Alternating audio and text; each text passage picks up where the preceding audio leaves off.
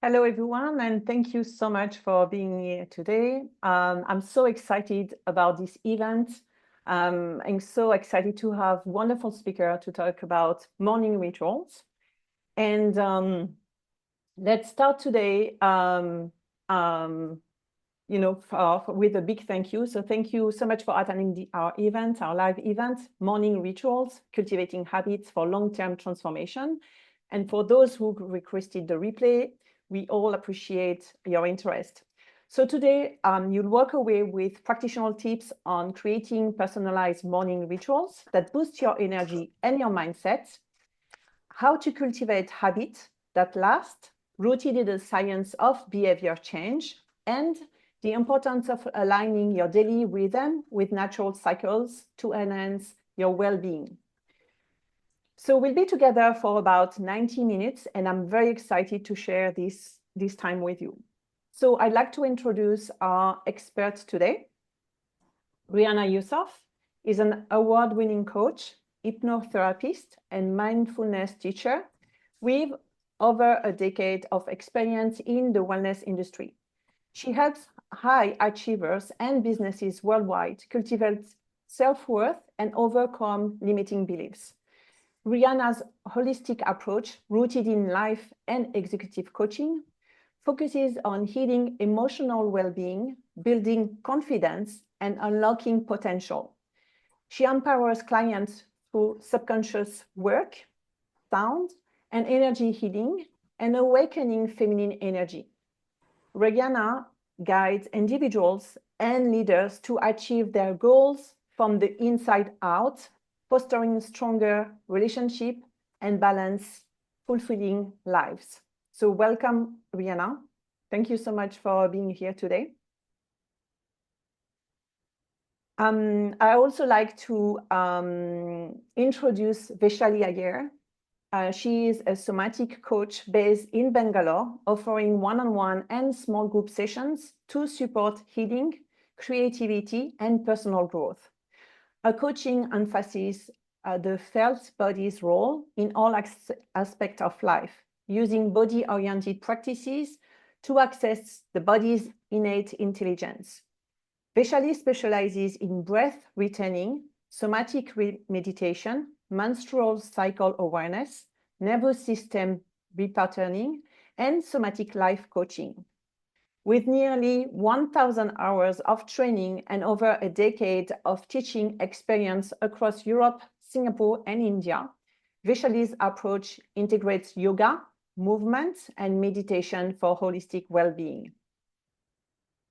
And finally, welcome, Vaishali. Dr. Perpetua Neo is a clinical psychologist and coach who helps type A++ leaders, elite athletes, and entrepreneurs overcome personal and professional challenges while avoiding burnout. Using neuroscience within a longevity framework, she enhances mental fitness, helping clients boost performance and sleep better. Dr. Neo specializes in anxiety, panic attacks, and toxic relationships, empowering people to take control of their lives. She also works with organizations to create sustainable growth-oriented cultures. Educated at Cambridge and UCL, she has worked globally and writes for major platforms like Mind Body Green and the HuffPost. She split her time between London and Singapore. Ladies, I'm delighted to have you, and I look forward to this inspiring session. Thank you. Thanks to your expertise and your experience. So before we start, I'd like to take a moment to thank our sponsor, the Cultivating community online membership. We would not have this event without this community. Cultivating is a supportive and neutral space designed to help you on your personal well-being journey. By becoming a member, you'll gain priority access to top health and wellness practitioners, personalized resources, and tools focused on healing and self-development. It's a space where you can connect with compassionate experts and like-minded individuals, all while reconnecting with yourself and moving forward at your own pace. So let's start now with the interview, and we're going to start with Ryana and Vaishali. So Ryana first. So before we start exploring our topic today, let's start with a brief definition of rituals. What is a ritual and how is it different from habits? Hi, Stephanie. Thank you so much for having me. It's such an honor, such a privilege for me to be here. So ritual, that's a good question. Ritual is often being confused to habits, right? So a ritual basically is a series of actions that you do to achieve or receive an outcome. And usually there's an actually most of the time, all the time, there's an intention set to it. Whereas a habit is a tendency, practice, or even behavior that a person is so used to be doing. And it's also done subconsciously most of the time. And definitely it's a repeated behavior. And it doesn't need to have an outcome for habits. And that's the main difference of habits and ritual. Thank you so much. If I could add, I love what Ryana said, and I was going to say a similar thing. The thing I would add is the word ritual has this connotation of something ancient that human beings have been doing for a lot of time. You know, we have rituals to commemorate special occasions and times of the year. And I think in the modern world, we have lost a little bit of touch with that sometimes, but we can reconnect with the essence of what a ritual uses to help us shift into a different state of being. And a lot of times that involves things like sensory experience, maybe smells, sights, sounds, of course, things that you do with your body, whether breathing, movement, touch, and also there's a certain community aspect as well sometimes to ritual. So that is, of course, different from a habit, which maybe you just do on your own. And as Ryana said, also can be done somewhat automatically or mindlessly. Not always, but it can be that way. Yeah. So I'm going to recap what you said because it's very interesting. So the ritual is, Ryana, you say a series of action. Habits is more something that is from the subconscious and is a repeated behavior, and most of the time no outcome. Vaishali said that it's related, rituals are related to ancient time, and that habit we do automatically. So there is a difference between, I mean, that's something that comes back with your answer. Action, you know, we don't think about it, and then where the rituals is related to an ancient time. This is something that we are more mindful maybe about, you know, what we do. Habit is just like something automatic, we don't think. If you don't mind, Stephanie, I just want to correct. Maybe I might create a confusion. So for habits, it's actually it's the outcome. It's most of the time there's no outcome for habits. However, for habits, that it is a repeated behavior that can be occur due to from your subconscious mind. Not necessarily all the time, but can be. Thank you so much. From your subconscious mind. Yeah. Okay, perfect. Thank you so much for making the this like to come back to these little details, because I think it's important. Thank you so much. Okay, so I would also, sorry, Stephanie, add one more thing, which is same like what you were saying, actually. I think another way to think about a ritual is it's intended to bring all of yourself, your body, your mind, your heart into one place and time together so that you receive a change or create a change in yourself. Whereas again, a habit, it may not be all of you that's participating. You're just doing it maybe with your body without really thinking about what you're doing, or it's a pattern of your mind without your body really being involved, things like that. Okay, super, wonderful. Yes, I'm glad you are saying that. This is something that is going to come back in the conversation, definitely. So now I would like to look at the notion of change and transformation, because to move from, you know, habit to ritual, there is a change, there is a transformation. So talking about that, I would like to talk about some studies. because there have been many studies who look at, for example, New Year's Eve resolution, something that we're all like, oh, okay, I'm going to change, I'm going to do something different. And the rate for failure is actually between 81 and 92%, which is pretty high. So it means that at least 8 times out of 10, you are most likely to fall back into your old habits and pattern than you are to stick with a new behavior. So we're gonna talk about that. So this is from an article from James Clear, who is also the author of Atomic Habits. So it's not easy to change. So we know the first step starts with awareness. But if our listeners want to change their morning routine, what's going to make them stick to it? So Ryana, maybe we start with you. Sure. So I believe in order for you to stick to a ritual or habits even, right? Like habits that's serving you for your higher good, it consists of 3 things. 1, the practices should be something that is true to you, that's aligning to you. For example, one of my morning ritual is lighting an incense stick. I cannot apply that to someone, that don't even know what is an incense stick, or don't have the same impact as I do to scents. I'm sensitive to scent. And the second one is the practices that you choose that's true to you should bring you certain emotions. So it should evoke certain emotions within you, such as it gives you a sense of inner peace, perhaps safety even, and joy. Like, again, I'm going to quote an example. A lot of ritual these days, like you should go out for a run or go boxing. These things don't align to me. However, stretching, doing jumping jacks. So I do jumping jacks with a smile. It creates joy. I feel like I'm playing. And then it's automatically create this excitement in me that then now I'm prepared to face the day with also an empowering belief. So that's second. And then when you start having these practices that's aligned to you and creates all these emotions, automatically it gives you a dopamine hit.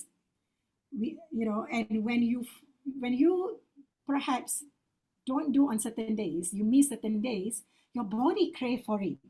So where is that dopamine hit that I'm so used to? So then you start to do it again. So this is what I believe, how you are able to stick to your habits or routines.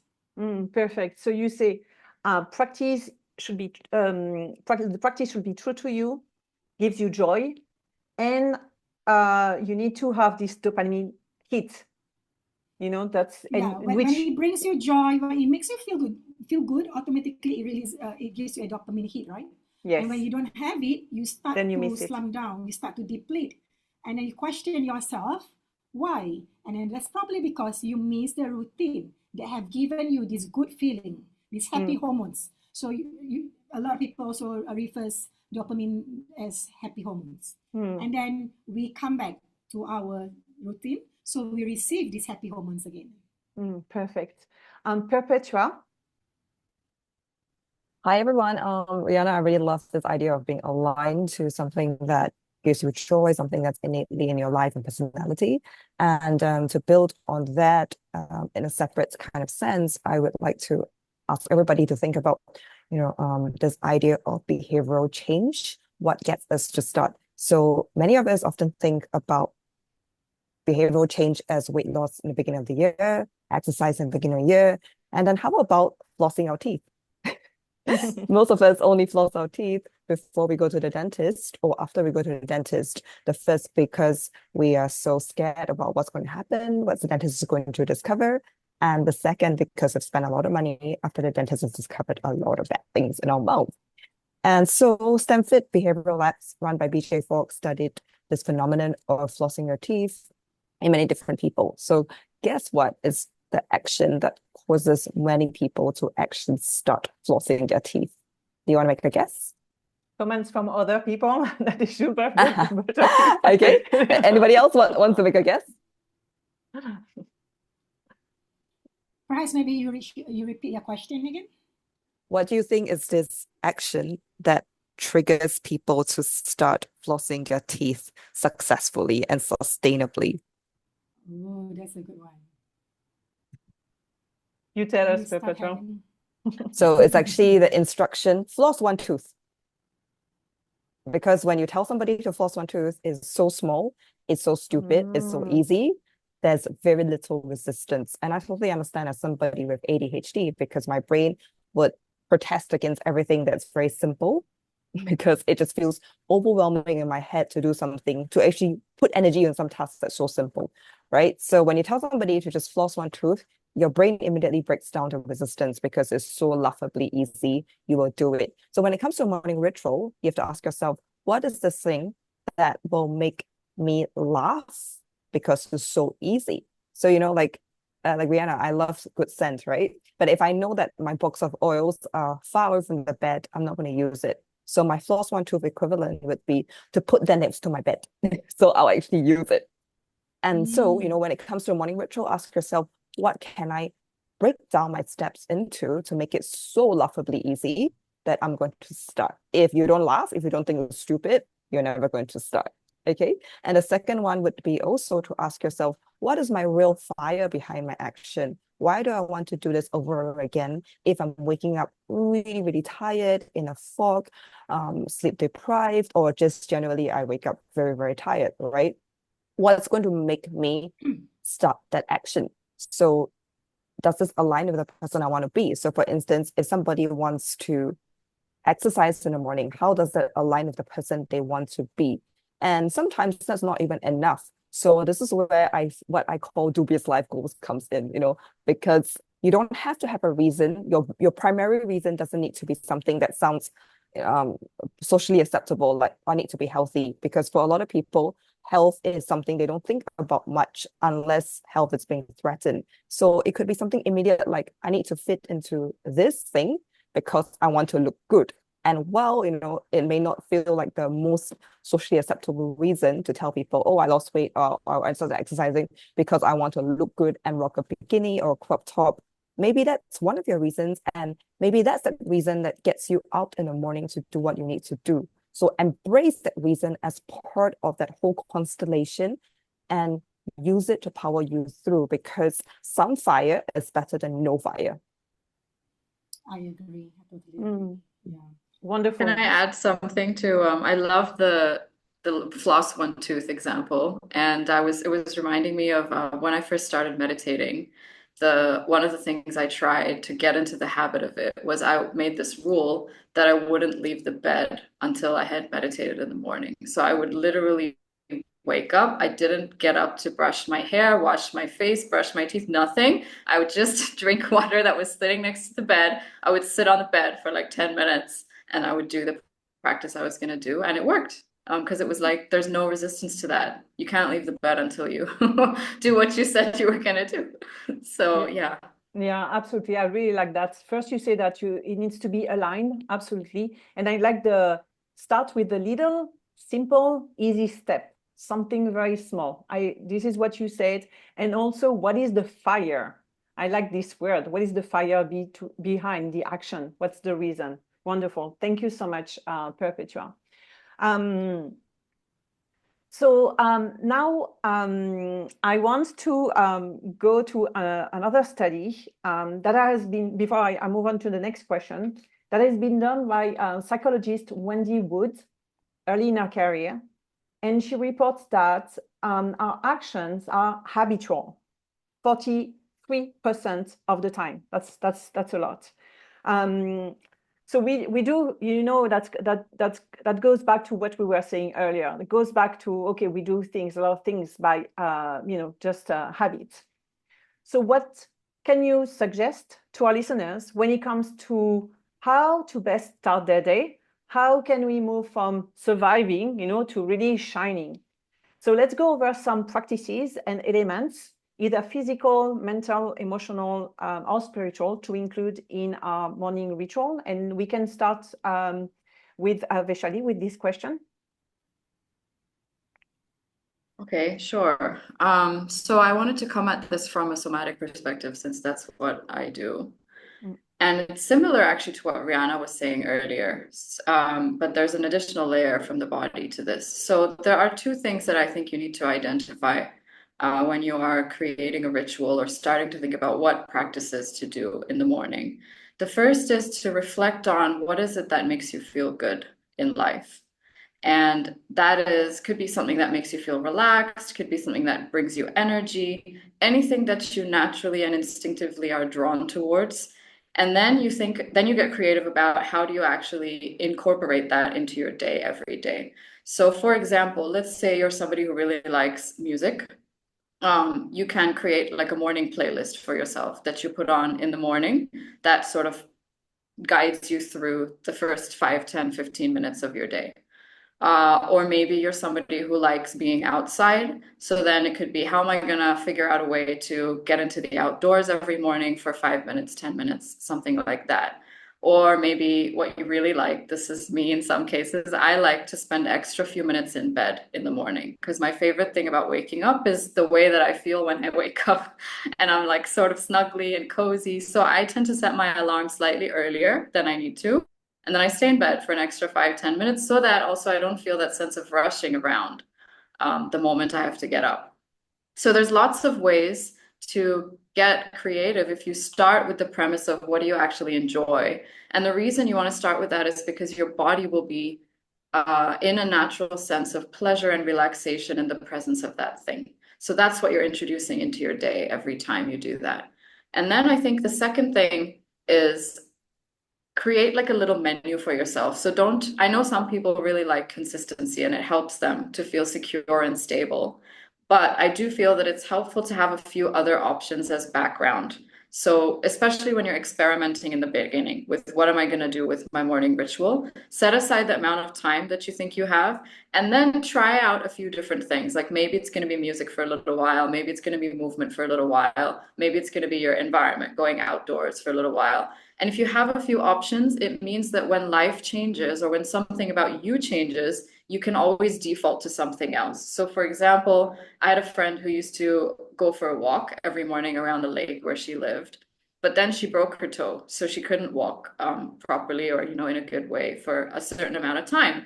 And it was really tough for her because she didn't have any backup options, and she felt like, oh, I've just lost this possibility in my morning, and I don't know what to do to get it back.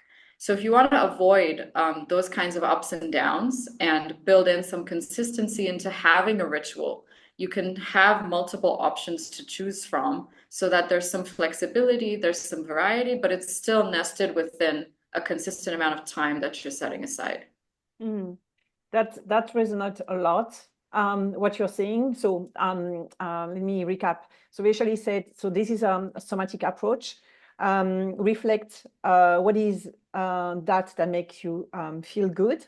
Okay, use creativity to have this feeling going back throughout your day, and which you're gonna implement during your day based on what you find. And the second thing is create a few options in the background. So later I will talk about a study done by Google with their employees. Flexibility is something that, yes, was very important in their findings. And as a personal experience, I had a friend, asking me about, she said, of course, that's from the outside, she said like, okay, your life seems to be, peaceful and easy and all that. And I was like, well, in my mind, I was like, why is that? And one of the reflection which I share with her is because I working hard to implement this peaceful moment, this Zen attitude in my life. It's very like I'm pushing a little bit, to have that. And as a result, yes, it's much more calmer now, much more pleasant, I found, than a few years back. But there is an intention behind. So thank you so much, Vaishali. Ryana? Hello. Yes. Okay. Hi. So my explanation is a bit more simple. I'm a believer of simplicity, so it's sustainable. That works. So, see, if you realize most of the people, when we get up, we dread. because our mindset, our thoughts are not at the right place, right? So instead, so what I do, two things I do. First, the moment I'm awake, even though my eyes is not fully awake, but the moments I'm conscious, I connect first to my breath and automatically to my body. So I'm feeling grounded within my own body. And if I'm feeling anxious, and I try to create safety through breathing within myself, and then I think of, why am I getting up? So most people, they get up. The reason is because they have to get up. So that's a form of survival. So I have to work because otherwise no one's going to pay my bills. I have to work, otherwise I'm going to be broke. So these are all comes from scarcity mindset, and which is in survival mode, right? And in order for us to shift from survival mode to thriving, to shining, in your words, then we need an empowering belief system. So I get up now thinking, or admittedly, I do have thoughts that are not serving me, but I'm quick to shift. So these days I wake up, I think, no, I have to get up because I want to serve the people that's waiting for my medicine. I want to serve humanity. I need to go out there and show up. Otherwise, people cannot find what I have to offer. And basically find a reason beyond survival mode. Because then find a reason that has a purpose. So that will, makes you feel more excited, more purposeful, and gives you reason to get up and face the day with more intention, great intention. And again, when we are in survival mode, which is inevitable, automatically our body will be in a constriction mode. Our mind will be in a scarcity limited mindset. So we want to be mindful.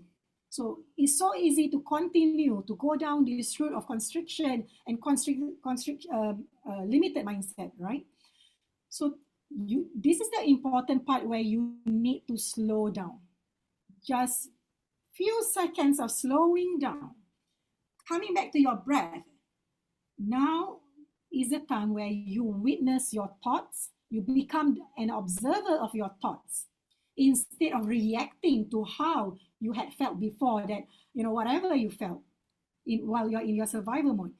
Now, by stepping back, by slowing down, watch your thoughts. So for women, on the average, we've got 50 to 70,000 thoughts per day. For men, on the average, we have 30 to 50,000 thoughts per day. And 70% of these thoughts are repetitive negative thoughts. Meaning, if you don't slow down to observe these thoughts, to be mindful of these thoughts, it's so easy for us to believe all of them. A very common thought is, I am not good enough. Whatever it is, a lot of thoughts that are not serving you, but that's not true. So how do we shift from these thoughts then? While you are a witness, question yourself, are these true? Are these just responses from my fear? Perhaps from a response. And if you still think it's true, where's the evidence? Look for the evidence. And from there, I invite you to lean into trust. So this is a mindset, you're coming back to your thoughts, being mindful of your thoughts. Wherever you lean more towards, as human beings, we are going to have all sorts of thoughts. Most of them are not positive, and that's actually part of the human nature. But we have the ability to listen, to be mindful which thoughts we want to lean more towards. So I invite you to trust that you are so deserving. To lean into trust that, no, I love myself enough to believe that I can do better. So lean towards trust. Lean towards unconditional love for yourself. So the thoughts that are serving you, serving your higher self. And then for your body is also, thoughts itself is not enough. Our body needs to, because our body feels constricted and it feels unsafe. We can only feel calmer in the mind when our body feels safe. So while you're breathing, so I like to do movement. When I breathe breathe from the depth of your belly. Take a gentle inhale, and we're using this with this action, because when I do this, I feel like I'm opening my heart center. Feel the expansion across your heart, and then you exhale. So when I exhale, I've got background in Qigong. So when I exhale, I'm releasing the tension, the constriction within my body. So inhale, expand your chest, your body, and then exhale, you are releasing things, the tension within your body. Continue to do this with telling yourself the thoughts that I am safe. These are mere thoughts, they are not true. I am safe to be within my body. And then create an empowering belief. So this empowering belief, I invite you actually, the moment we finish this session, create 3 empowering beliefs.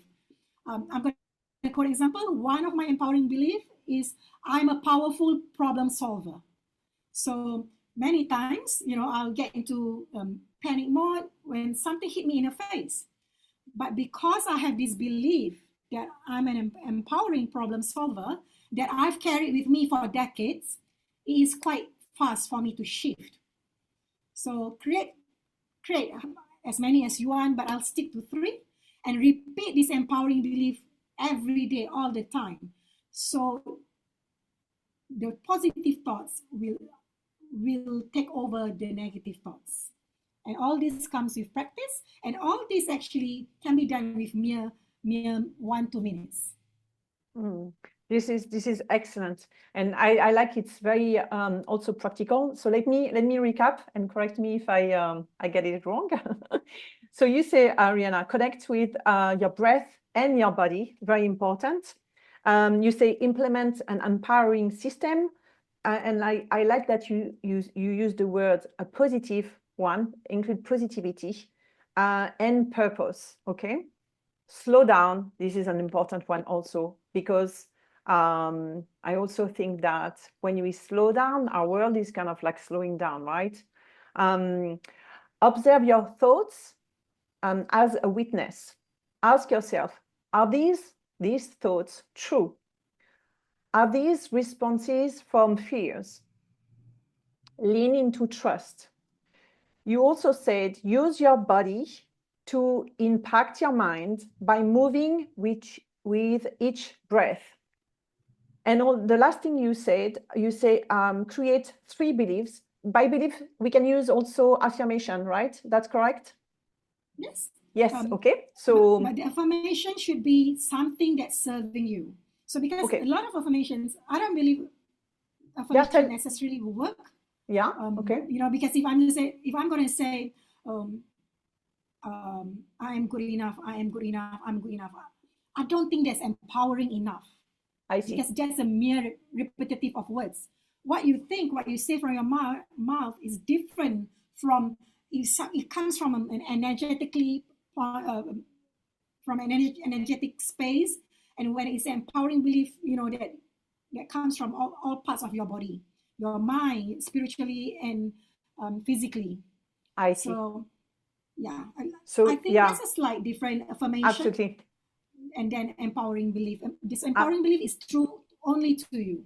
Yeah, and it's deeper. When affirmation, Yes, this is something maybe we can repeat, but it doesn't come from like really the inside and our deep inside. Okay, I got it. Thank you so much. Thank you. Thank you. So let's I'm going to turn to you, Perpetua.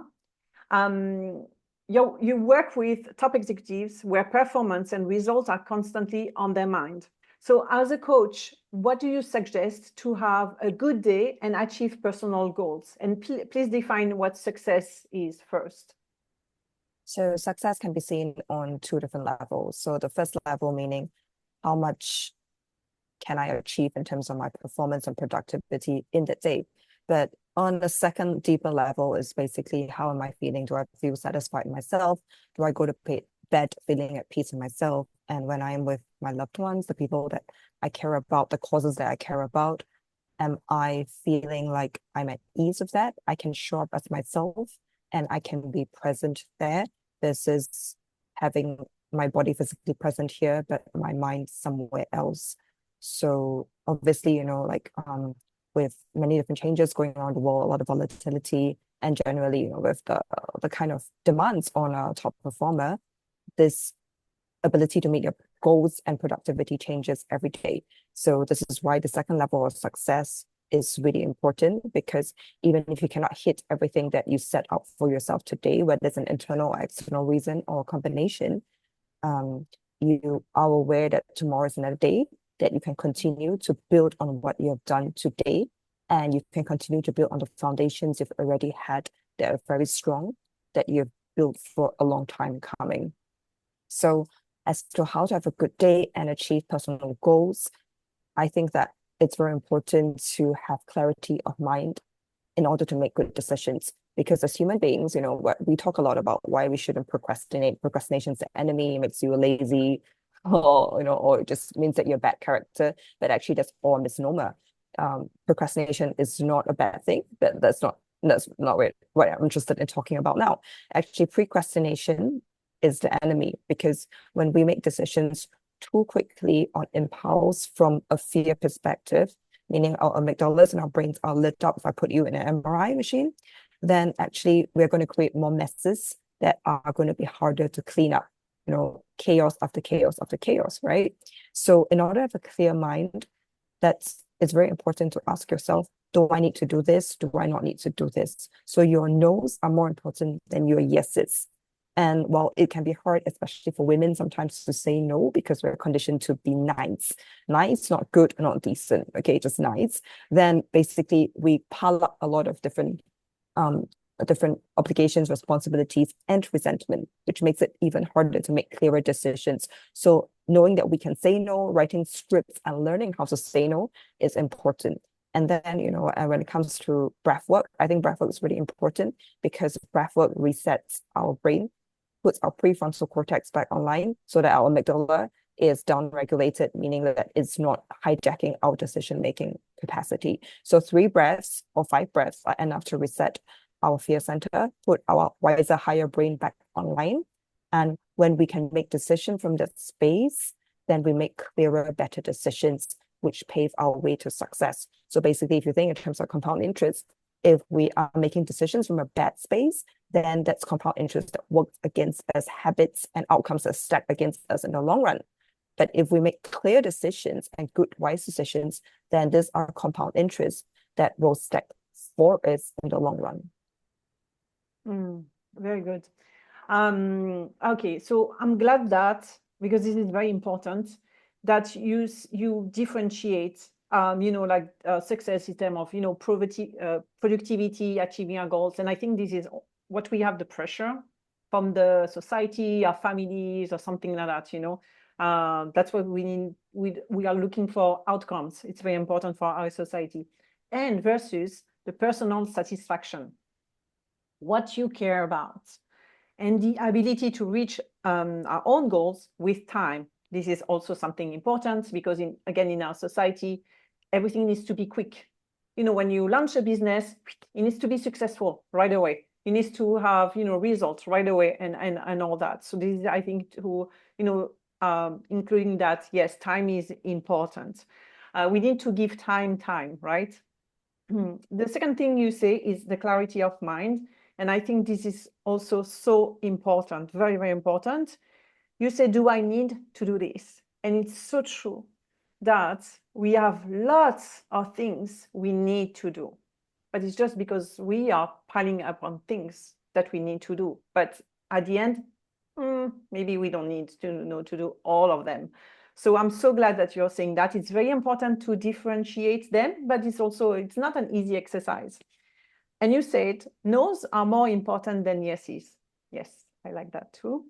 You also talk about breath work, and you also say that 3 to 5 breaths is enough. And the last thing you talk about is that with time and with a little step, we can make big changes, right? Mm-hmm. So thank you so much. A lot of gold there. Another excellent, answer. Thank you so much, Perpetua. Now we're going to talk about cycles. And before we talk about cycles, I just want to refer to a May 2024 article in Inc. by Jeff Arden. He writes about an interesting experiment. And this is what I was telling you about Google. So he wrote, Google spent months learning why habits fail. The answer comes down to one powerful word, and that word is definitely not routine. So Google wanted to help employees exercise more often. That's why they did that study and that experiment. So the flexible group, there are three groups. The flexible group, the people who followed a plan, were more than twice as likely to keep working out than the strict group, the people who had established a rigid routine.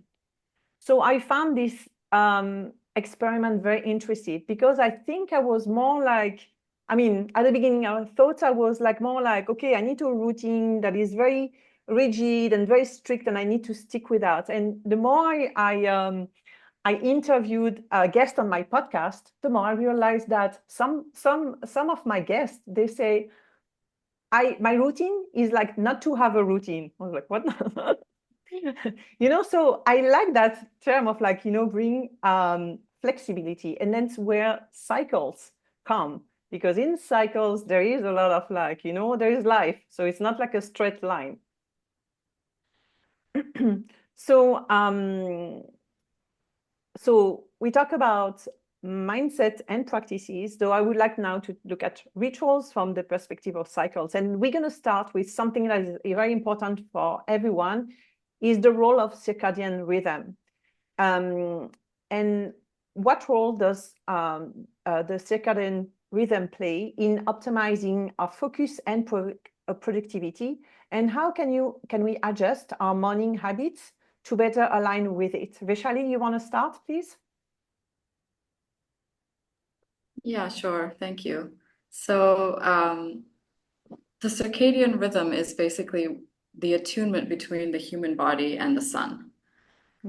So most animals on the planet have a certain rhythm to them, and we as humans are circadian beings, meaning our internal biological rhythms are more or less correlated with light and darkness from the sun. Whereas other animals, like let's say cats have a crepuscular rhythm where they're more active at dawn and dusk, and then they sleep in intermittent bursts, like in the day and night. And then, of course, we know there's nocturnal rhythms, animals that are active at night and sleep in the day. So from the perspective of the body, which is your animal self, you could say, you are going to likely have more energy, focus, and productivity in daylight hours and less energy, focus, and productivity in nighttime hours. Of course, there's a lot of individual variation because this is one layer of yourself, which is your universal animal body.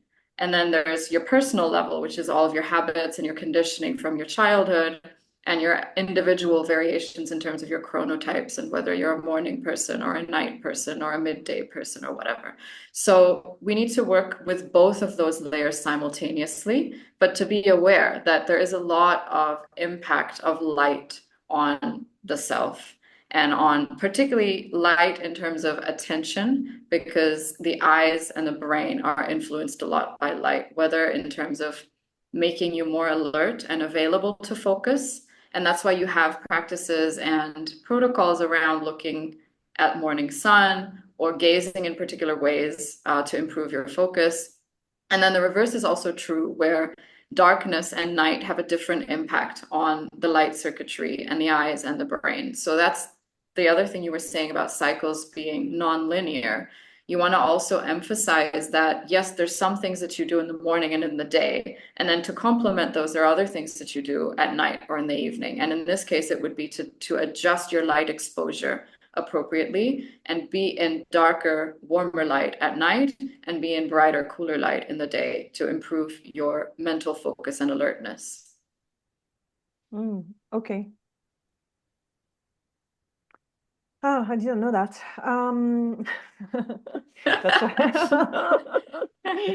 Yeah, All right. it's a very common topic now among like, because there's a lot of protocols and things coming out and research about this. But I think when you experience it personally for yourself, it makes a huge difference.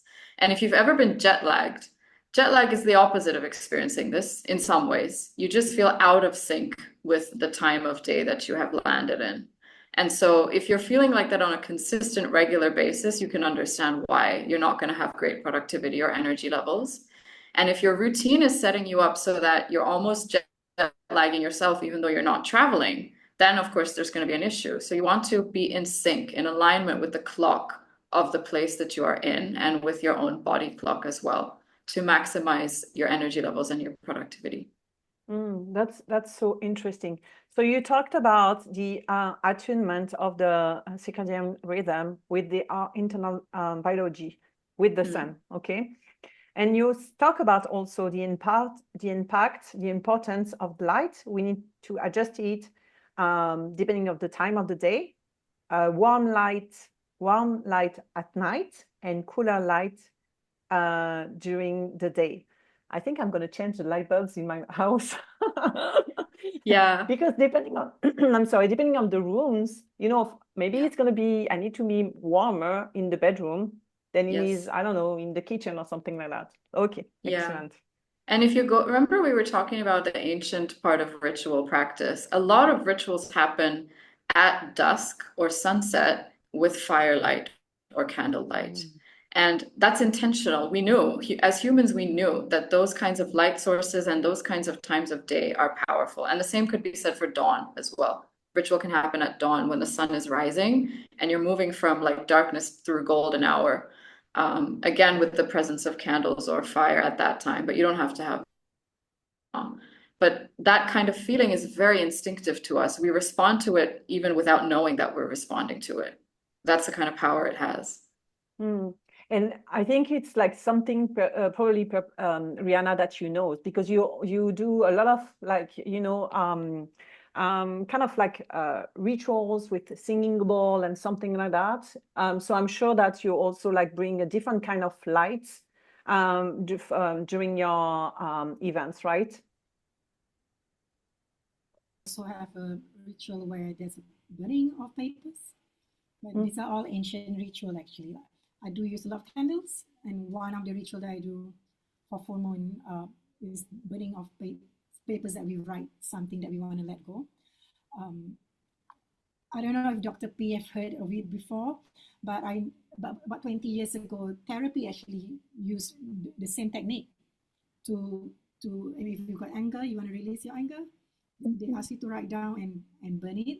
So yeah, like I find the more I start to take interest in spiritual, I think there's not much difference to science actually. There's the similarity. It's just that they already do it from ages ago, and then just now we have a lot more studies and evidence to support that. Okay, thank you so much. Perpetua? So I actually don't have much to add with regards to what Vaishali has said, because generally what I agree with is there's a lot of evidence on how when morning light hits your eyes, it helps you to wake up because it hits this part of your brain called the suprachiasmatic nucleus. And so for people who have trouble waking up, sometimes it's useful to have thin curtains where the light can filter in. Some people like waking up the sunlight completely flooding in. So again, it's your choice to see how that helps you and experiment with this. So for instance, when I'm traveling, I like to make sure that it's all black, mostly because when I'm traveling, I like to sleep. So I don't want to wake up. So that you have to think about it in the sense of how something serves you.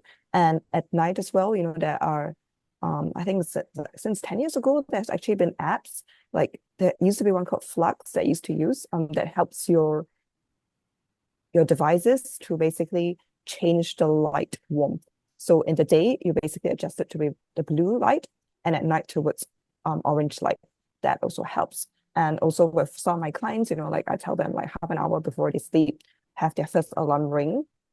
And this helps them to settle down, to basically to cool down and ease down for the day. And that's when they stop touching blue light devices. Now, while some people say that it's really important to for 2 hours, my clients have no time to spend 2 hours not touching the devices, because some of them work across many different time zones, have really important deals to ink virtually and what else, So this is important to just give yourself that little time window. But that said, not everybody is going to suffer from blue light. So if you don't suffer from, your sleep doesn't suffer because you're exposed to blue light, again, this is all experimentation in order to figure out what works best with you, then that's fine. If you want to, improve some quality, sure, go ahead. But don't be such a stickler to every single protocol, because if that happens, then chasing mental health is only going to cause you the worst mental health. Okay, perfect. So you mentioned about people have some, it's easier for people to wake up in the morning. It's more difficult. And we were talking about that actually with Ryana and Vaishali. And you ladies were saying that, for you, you are not like early birds. When I was saying like, I am an early bird, I like to wake up super early in the morning. I have no problem at all. Even sometimes I do like 5:30, and for me, it's like a small adjustment. It's fine. So I think it's interesting that you mentioned the thin curtains. I have two teen boys at home, and one of them in the morning, he has a lot of trouble to wake up. So maybe that's something to consider, looking at your curtains and how you want, how the light impact you. I think sometimes we really don't pay attention to all these details. The other thing that you say was to adapt the light on our phone, especially when we need to cool down at the end of the day before going to bed. And of course, you mentioned your clients, because it's hard for them to stay away from the phone. It's hard for me too. But yeah, thank you for mentioning that. I think this is important. Stephanie, can I add one more piece, Yes. which is we were talking about hormones earlier. I think Ryana mentioned dopamine. So morning sun also has an impact on your dopamine levels. It helps to increase them. And then conversely, being in the darkness at night or in slightly warmer light increases your melatonin, which is the hormone associated with sleep. And then the other hormone that matches on very well to the circadian rhythm is cortisol, and not the cortisol that is secreted in response to stress, but your baseline natural fluctuation of cortisol is actually highest in the very early morning, and that is what wakes you up. It's called the cortisol awakening response. And then the cortisol level is supposed to decline through the day so that you cool off, like Perpetua was saying, in the evening, and then you can have good restful sleep at night. So there's another benefit also to aligning a little bit more closely with the circadian rhythm, is that you might be able to help yourself regulate your cortisol rhythm as well. Okay, excellent. And I think this is also linked to my next question, to adapt to seasons. So well, all of us, I've lived at some point in Singapore. So of course, like change of season is very difficult to see. And, whether, I'm living in France, I can definitely see now the temperature are becoming cooler, the leaves change colors. Then we're going to be entering winter. So yes, we can see, we can feel the change of season. So how do we do that when we live in Singapore, or even when we live in France, to really adapt to that change, which is another cycle, because it comes back, every year. Perpetua, you want to start with this? So I lived in the UK for 10 years. I still go back and forth quite a bit. And so being privy to the seasons is something that is important to honor. So seasonal affective depression is a very real thing that affects many people. So being aware of that is very important, because if you find yourself feeling a bit disinterested in life, or very disinterested in life or things, know that this is got to do with the light, the weather, and not to do with you. So in that sense, this is not about removing personal accountability, but knowing what factors have got to do with you, originate within you or within outside you, and asking yourself, what can I do differently to help myself? right? And even in Singapore, when, it's hot almost all year round, but we are also privy to the monsoon season. So sometimes we got a hot, dry monsoon season, sometimes we got a cold, wet monsoon season. Sometimes it goes a bit crazy with climate change. One moment is storming insanely, the next moment is very hot. And then all this has got impacts on our body. So as somebody who was born with a terrible immune system that I inherited from my dad, that's something that I got no choice and say in with my baseline, right? That the choice I have here is to be aware of how the seasons may affect me. So if the weather is incredibly volatile, then like most people, I would be more prone to catching coughs and colds or even mild fevers. And that will change the way I see my morning, because if I am not aware about why I'm aching or why I'm sneezing and I'm thinking that I am lazy, then that's going to set me up for a really bad morning. But to be aware that, okay, maybe today I have to take my morning a bit easier, or tonight I have to cut out the running, that helps me to readjust my day, because eventually what I'm looking at is the long game, not hitting every single target for that day for the sake of hitting the targets for that day. Absolutely. And I think you're totally right. And maybe most of the time we don't pay attention, is like to really be aware of how the weather, this is what you say, affect you. And then based on that, we need to make readjustments. And I don't know if you agree, Perpetua, but we need to try things, right? We need to see, okay, I see that this is happening to me. Let's try this. Let's see what's going to be the outcome. How does it work? If it doesn't work, I can try something else. Even if, it can be to have a practitioner involved into making these changes, because sometimes it's very difficult to realize something with just our knowledge. It's like, okay, we know what we know. So sometimes it's good to have a practitioner coming from the outside and asking questions and kind of like leading us to the right direction. So making adjustment and observing ourselves is very important. Thank you so much for mentioning that.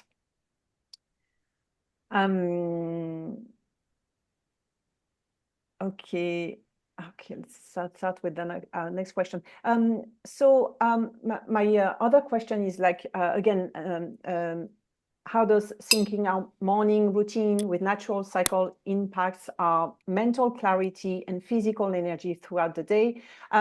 Maybe Perpetua, do you want to talk about lunar cycle? Sure. So when you say natural cycles, you mean lunar cycles or hormonal cycles? We're going to talk about both. Oh, both. Okay. Okay. So maybe we start with lunar cycles. So I'm Yes. a big fan of the lunar cycles as somebody who is ethnically Chinese, and I like reading Taoist philosophy. And every day, in fact, when I wake up, one of my morning rituals is actually reading this book called the Lunar Tao, where you read the reading that's associated with the moon for that day itself. And that kind of grounds me and gives me something to guide my day with. And, whether you think about the moon as full moons make people go mad, makes the wolf howl, or, like a new moon, new calendar year means, like the basically the new year for different cultures and religions, whatever you want to think, right? Whether it's a religious, spiritual angle, superstitious angle, or even a practical level, the moon is always in the sky. And so I always tell my clients that, you cannot just touch. What elite Olympians actually taught me is the only way to go from good to great and great to elite is to pop in planned recovery. Because if you overexert yourself and burn out, then you're going to be forced into a long recovery. And that's what you don't want at all. So back to the moon. When you look at the moon in the sky, you can see her from nothing, the new moon, to the waxing moon, slowly towards the full moon, then the waning moon, and then the dark moon. So this, I think, is a really great way of planning your month and your energy. So when it comes to the new moon, I think it's great to set new intentions, charge forward, and then towards the full moon, you start to celebrate everything you've done. And then as the moon starts to wane, you kind of ease a little bit, and towards the dark moon, ask yourself, okay, what can I declutter from my life? How can I take stock of what's happened in this calendar month so far? And I like to, throw things away during the dark moon. I like to burn things, I think, Ryana, you do that during the full moon, right? Like, so when I was living in the UK, I used to run a lot of full moon and new moon circles. So if we did stuff during the dark moon, we would be burning a lot of stuff during the dark moon. I like to clean my linens and I clean my house during the dark moon. Also because otherwise I forget. As somebody with ADHD, right? So the moon helps me to sync my planning and organization automatically. And if we want to talk about hormones, then, we think about the woman's hormone cycles. And, and I'm kind of a late believer to that, mostly because I've always thought that my brain, my willpower can easily overcome the way I have been programmed biologically. And in fact, I used to see biology as a massive inconvenience. But, time makes you humble. And so here I am, right, talking about this. So mostly what we want to think about is after our periods, we start to have a lot more energy, motivation, and focus. So that's great. For instance, if you want to implement intermittent fasting, you want to have higher protein in your diet, you want to move more and do more strength training, more cardio, great. Go ahead with that, right? So if you want to pop that in with your morning rituals or your night rituals, I think that is the best time to make use of that extra fire and the extra fuel. But then towards the end of your cycle, when you're closer towards menstruation, towards shedding the egg, then what happens is your hormone levels are in such a way that you become incredibly clumsy. So I can be standing there in my bathroom, holding my contact lens solution bottle, and it can ricochet to the other end of the room. If I'm not aware of that, I'll be like, oh God, I am so clumsy again. And I get really pissed off at myself because naturally I wake up with a lot of random bruises. Naturally, I always lose my way everywhere I go, right? So it's another reminder of how clumsy I am. But when I remind myself, actually, this only happens during this, not the clumsiness generally, but this super clumsiness, okay, happens only during this period of time. Or if I wake up finding myself with very strange, almost dark thoughts or it's not existential thoughts, but rather dark thoughts that make me feel really bad about myself, then actually this is not something that's unique to me. It's something that my hormones are making me wired towards thinking. So again, I'm going to check in my app, right? Like, okay, this is actually that part of the cycle. And so, hey, dark thoughts, I'm in charge. Hey, dark thoughts, I know that you're being seeded in and fueled by my hormones. And maybe there's a little bit of truth to that, but that doesn't mean I'm going to go down that rabbit hole, which means that I'm going to essentially make these demons work for me instead of me being driven by demons. Okay. I love everything. Yeah. No, I say I love it. It makes me feel normal. Yeah. I think learning about cycles makes us feel normal because, before then I was like, am I the only crazy person? And then reading all this stuff, I'm like, okay, I'm not crazy. and the crazy part is that even though, I hear this a few times and you feel better, but it's still there.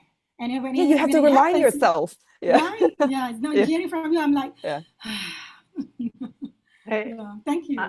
Absolutely, I completely agree. So, Perpetua, you talk about the lunar cycle, whether it's spiritual, religious. You say that we should include recovery in the cycle, and we should plan our month, based on the lunar cycle. So the new moon, we plant seeds, we clean our house, we declutter. No, declutter is for full moon. No, we charge forward, and then during the full moon, we learn to celebrate what we've done in the 15 days. Then we start to power down a little bit. And the dark moon, which is just before the new moon, that's when we declutter, we take stock, and we throw things, we burn things, we ask ourselves, am I happy with what I've done so far? What can I do differently? What have I outgrown? It's almost like a snake shedding skin. Okay, thank you so much. And then you talk about the woman's cycle after our period. We have more focus. I have no idea about that. But Vaishali is going to talk also today. I'm sure I'm going to learn a lot. We need more protein, which I didn't know.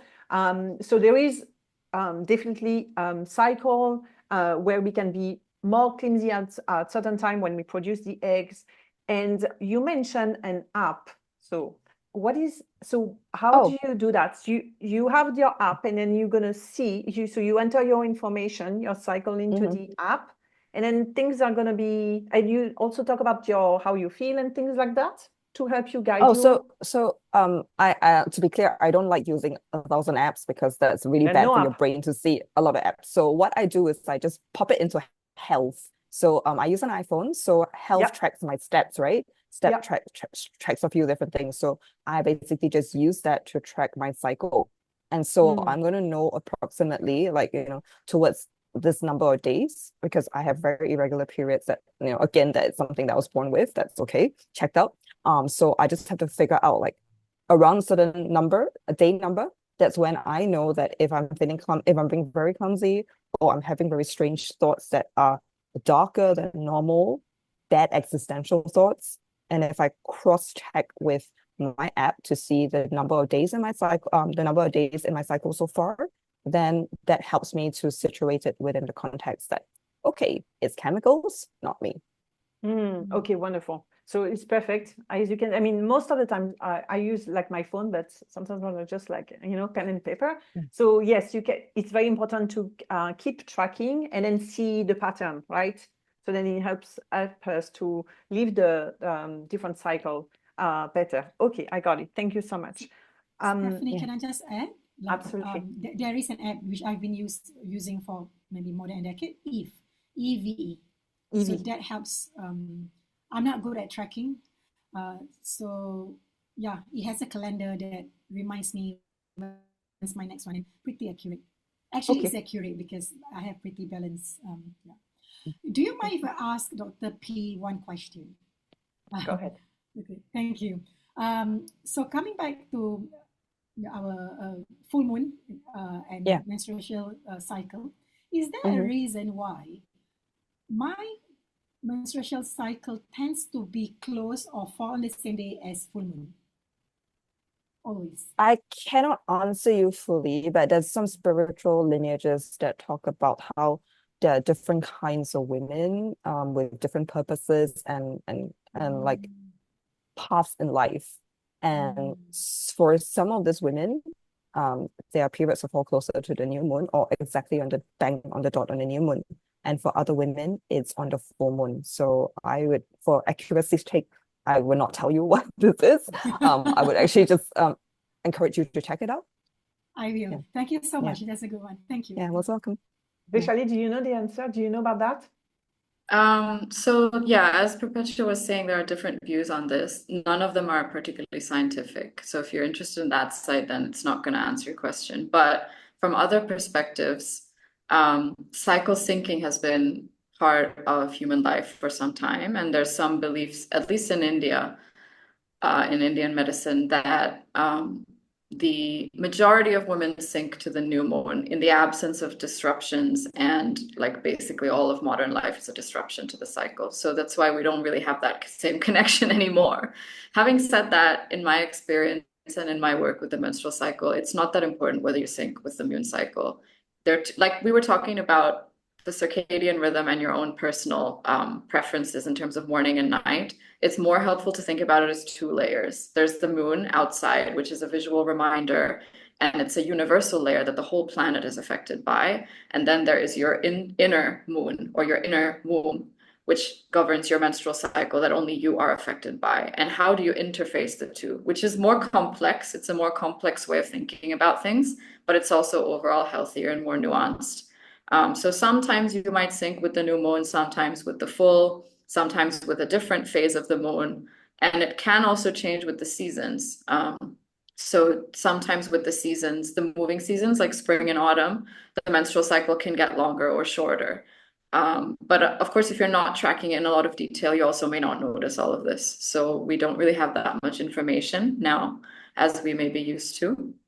But yeah, I fully on board with everything Perpetua was saying about the hormones as well. And I think if you're interested in this angle on your cyclical self, it's very helpful to track every day. So what we do, or in my work, what I do is you can use an app or you can use a journal. You just list out the days. Day one is the first day of your bleed, and then you count up from there. And you can choose to track any area of your life in relation to your menstrual cycle, but oftentimes the ones that most affect us are things like moods and emotions and energy levels. So you will notice, as Perpetua was saying, after you bleed and estrogen rises in your system, there's a lot more drive and focus all the way up towards ovulation, which can happen depending on the length of the cycle, anywhere between 14 and let's say 20 days if your cycle is on the longer side. And then after ovulation, when progesterone comes in, energy levels tend to contract, and the nature of your consciousness and your awareness changes to be more, a little bit more closed, a little bit more cool, a little bit more restful. Also, it can also, if you're sensitive to progesterone, trigger things like anxiety or depression. So the second half, or the dark half of the cycle, is usually the harder one for most women nowadays. And that's when, in terms of your morning ritual or any ritual that you're doing through the day, you might want to do something that's a bit more nurturing and caring rather than something that's more focused on productivity or energy.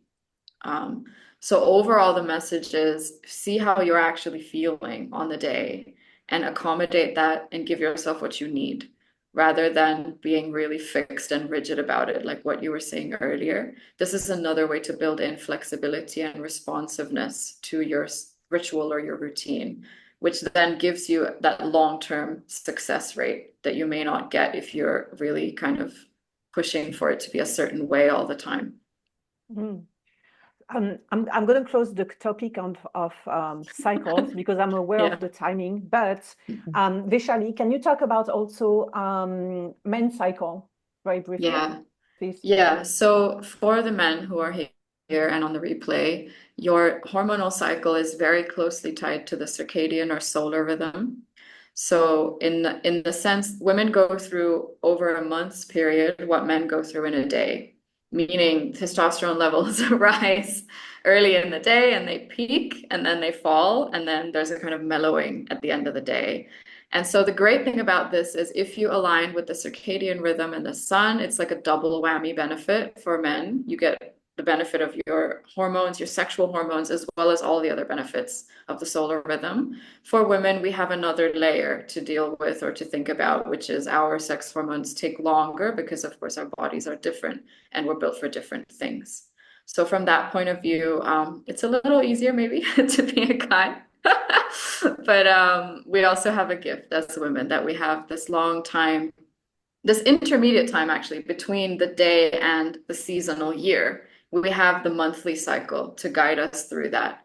And that gives its own gifts and wisdom to it as well. And I know you said you wanted to close the topic of cycle. I would like to mention one more cycle, which is the ultradian rhythm. And the reason I'm mentioning this is because it's not very well known, but it's very powerful. So the ultradian means shorter than a day. And circadian means around a day, infradian means longer than a day. So ultradian rhythm is to do with brain hemisphere activation through the night and the day. And if you know a little bit about sleep, you'll know that when you're sleeping, you go through waves or cycles of deep sleep and dream sleep. And that process is to do with how your brain hemispheres are activating, and it happens every 90 minutes to 2 hours. So you'll have a window of core or deep sleep for about 90 minutes, and then you'll dream for 5 to 15 minutes, and then you'll go back into non-dreaming sleep for 90 or so minutes, and then you'll dream for about maybe 10 to 15 minutes, and that keeps happening through the night until you wake up in the morning. And then it continues in the day. Of course, we're not dreaming in the day, but what we do have is a rise in focus and energy and arousal. And then a drop off as the stress response kicks in, and a natural recovery period. And it's mapped to the same time. So you have about 90 minutes where focus and productivity are at their best. And then you have maybe a 5 to 20-minute window where the body and the brain are switching modes and they want rest and recovery. And then you go back into another 90-minute focus cycle and then into another 20-minute rest cycle. And so this is something that some people are more sensitive to this than others. Everybody has their own, the way that their brain works and the way that also you've been conditioned to set up your day and use your time. But this is something that can be really helpful to build in little windows of recovery through the day so that you don't lose focus. By the end of the day, you're not completely depleted or burnt out. And if you can time it to your natural fluctuations, then it starts to feel really good and satisfying. Okay, perfect. Wonderful. Thank you so much for that. Okay, before we, we talk about the last question, we have about 10 more minutes. For the audience, if you have any questions, feel free to send them to hello@ujivati.com, and I will get in touch with the practitioners, ask the questions, and get the answer back to you. Because I want to be on time.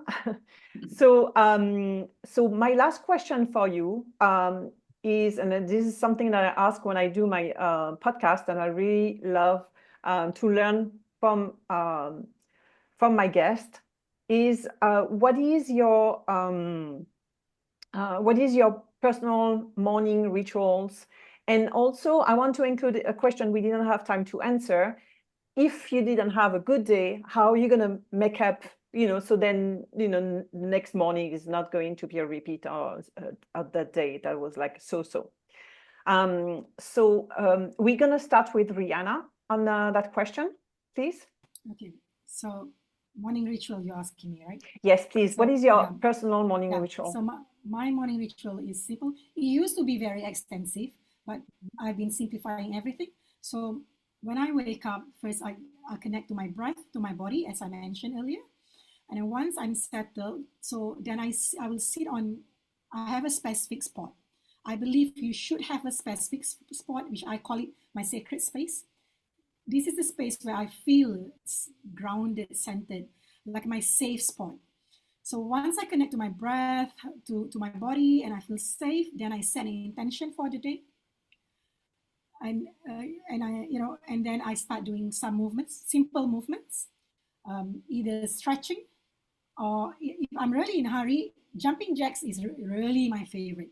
So I'll do jumping jacks. I smile, no matter how I feel. Once I start jumping, I start smiling, and I feel good. I feel good. I shift from whatever funk I was in. I feel like a child, and then I set intention, again, recalling back, why am I facing the day? So that's, and what's your second question? So in case let's say you have a bad day, yes. what you're gonna do? Yes. So then the next day is not going to be just a repeat. Okay, I'm a huge believer of rest, of slowing down rest. So sleep is what I always do. So if I have such a bad day, well, if you ask me 5-10 years ago, the answer will be different. But now I will tell myself it's okay. Sometimes I might grieve even, depending on how bad is the day. I allow myself to grieve. Whatever emotions I'm feeling, I give it space, and then I will curl up in a fetus position, and I rest. And most of the time I sleep. Sometimes I just rest. I don't have necessary to be sleeping, but I'm just resting my body, because when you're feeling unsafe, it takes a lot of you. And then tomorrow is a new day. And once you are well rested, generally, the way you think will be different, clearer, as Perpetua said, and that's so important. Without rest, it's all cluttered, right? Thank you so much, Ryana. Perpetua? So same question, your morning routine. Sure. Yes, and then if you had a bad day, what you're going to do to, make sure that the next day is not going to be a repeat of that terrible day? So for my morning routine, I always stretch very almost lazily in my bed like a cat. So I like cats. So a lot of my things, my life is modeled after cats, right? Sleep like a cat, stretch like a cat, live like a cat. So stretch like a cat, basically loosen my muscles a little bit, especially because I tend to be quite tense when I sleep. So it's happened like my whole life. So it's a normal thing for me. So I do that. And then I would actually open my notes and just type down a few words about my last night, and just a few words before I actually journal properly much later in the day, or any dreams that I had. And then I would read my daily towel to connect me with the day before jumping out of bed, brushing my teeth, doing my squats when I brush my teeth, because otherwise I would brush for too short a time. So squats is like the best way, and I've been doing that for 20 years actually. And so I do that, and then I take care of my skin because I love basically taking care of my skin. It's one of the most nourishing things I can do for myself to start the day and end of the day. And then I say a few morning prayers to keep myself connected with God, whom I believe in. And as for your second question, when one has an awful day, like the most important thing for me is don't make one bad day 10. Because when we have a bad day, it's very easy to punish ourselves, be pissed off with ourselves, and do things that makes the next day worse, right? So for some of my clients, is they end up drinking too much as a way of poisoning themselves. For others, they end up binge eating. And so being very aware that, today I'm not feeling really like optimum. So I'm not going to do anything to punish myself and hurt myself. So I'm just going to do everything step by step, breath by breath. Maybe I need to sleep a bit more. Great. Or maybe I just need to remind myself that the day is not over yet. So what can I do for a little pocket of peace, joy, sanity, or fun today? And you'll be surprised at how that momentum flows. Or maybe you won't be surprised because it's like flossing one tooth, right? Floss one tooth, you end up flossing your entire teeth. Okay, thank you so much for that. Vaishali? Yeah, so I'll start with the second question since we're Sure. on that track. What do you do when you've had a bad day? I think for me, I love what Ryana said about sleeping. So sleep is our natural way to go into unconsciousness and to not exist for a little while, and then we come back in the morning and we recharge and we start over basically. So it's an instinct to have a fresh start by sleeping it off. The only thing I would add to that is sometimes it's difficult to sleep when you've had a bad day. Yeah. And you can have a lot of thoughts, or you can just be wound up because of the stress of the day. And that's when I would say I default to having an evening ritual or something in the evening that's going to discharge the stress from my system. Usually for me, that's movement, but it could be anything. It could be going for a walk, could be listening to music, having a cup of tea, being with somebody that you care about and that cares about you, so you co-regulate. Something that shifts you before you go to sleep so that you set yourself up for a good night's rest and then you can start over the next day. The wonderful thing about ritual in the morning and in the evening is even if you do the same thing, it has a different flavor because the morning is different from the evening. So you'll get to experience it differently because of the time of day, because of your own energy and things like that. In terms of my own morning ritual, so as I said, I usually will set my alarm a little earlier than it needs to be so that I can lounge in bed for a little while. And then I get up maybe 5-10 minutes after the alarm goes off. I also, after I like brush my teeth and do all that stuff, I will start by opening the space. So like Ryana said, I also have a space. And I think that's a really important thing to take away from this webinar is create some part of your space that is going to be dedicated to your morning ritual if you can, because as human beings, we respond to atmosphere and to environment.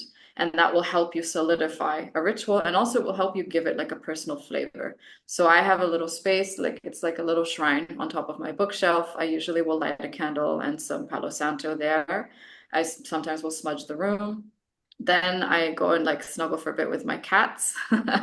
And that always sets me up well for the day. And then usually I'll meditate for about 20-30 minutes. And my meditation practice is very fluid. So sometimes it's movement, it's dance.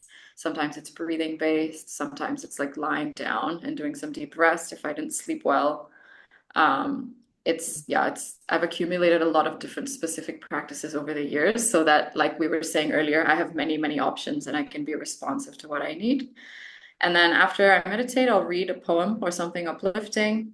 Then when I shower, I love to have music on while I'm getting ready. I have a whole ritual of like how I shower and like how it smells and how it sounds and like what clothes I'm gonna wear and my makeup and my jewelry. And I feel like that's an important part of the like getting ready. So my meditation is like me time. It doesn't concern anybody else. It's me tending to myself, and then showering and getting ready is like putting my face on to face the rest of the world. And then after that is when I go into the rest of the house, I have my breakfast and I start like with the news a little bit and then I start working. So yeah, that's my morning ritual at the moment. Wonderful. Thank you so much, ladies.